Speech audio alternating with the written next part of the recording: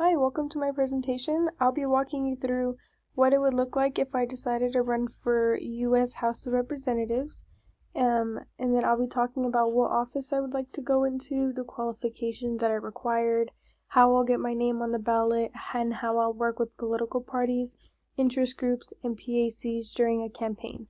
And then I'll reflect on whether I'd see myself actually running for the office or serving my community in a different way. Starting off, we have the office that I selected and getting on the ballot.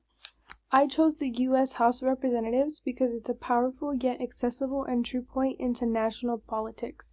Representatives serve 2-year terms and work directly on major national issues like healthcare, education, and the economy. It's positive where I can advocate for real change that impacts both my community and my nation. To appear on the California ballot of the U.S. House, a person or candidate can either pay a filing fee or collect signatures instead. I would also need to file a Form 501, which allows me to raise money, and all the paperwork would go through the county elections office, a detailed process that requires paying close attention to deadlines. Next are just the screenshots of the California Secretariat of State, which are the qualifications and requirements of U.S. representatives, just a PDF form. And then I have the Form 501 page as well. Next is the summary of office and requirements / qualifications. To be eligible, I would have to meet 3 constitutional requirements, which is age, citizenship, and residency. In addition, each state has its own rules for filling paperwork and financial disclosures. In California, the process is very structured, and it includes nominational papers and specific deadlines. And you don't have to live in the district, but it is recommended. Political parties provide essential support systems for candidates. Their endorsements gives legitimacy and a large built-in network of supporters. Parties often campaign trainings, donations, data on voters and volunteers. These resources can help make a huge difference, especially for first-time candidates. Next, we have why I selected this office and the support from political parties and how they help me. Political parties are essential. They can make a huge difference in one's campaign. As long as you know how to network in a sense, you're able to influence those around you to see how you're going to support them in the community. And the PACs and super PACs can dramatically amplify a campaign. PACs donate money directly, while super PACs run ads and political outreach independently. For a congressional race, these financial boosts are often essential for reaching large numbers of voters.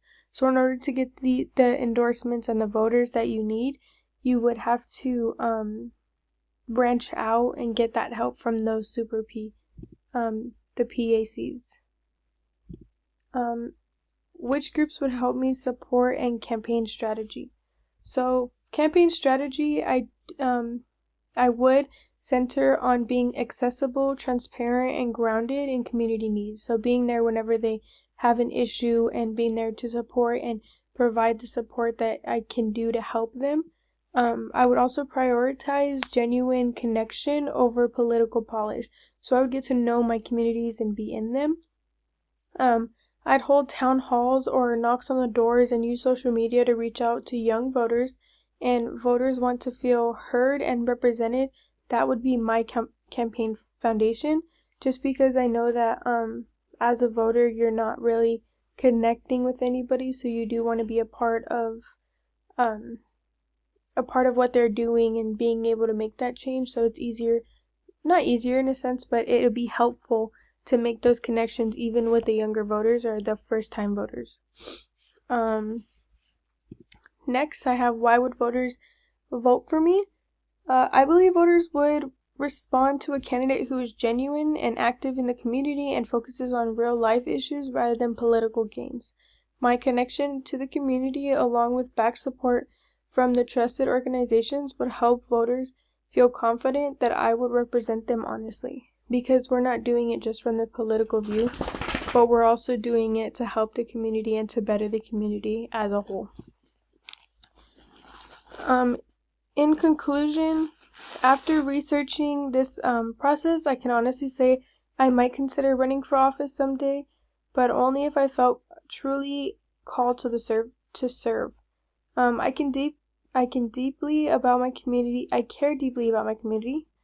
and could see myself contributing through public office. At the same time, I might also choose to serve through local organizations or advocacy work. Public service can take many forms, and I'm open to whichever path allows me to make the biggest positive impact. Just because we are here for the community, and I would always like to give back no matter what position that I'm in. Even if it is a big or a small one, any difference is a big difference. Thank you.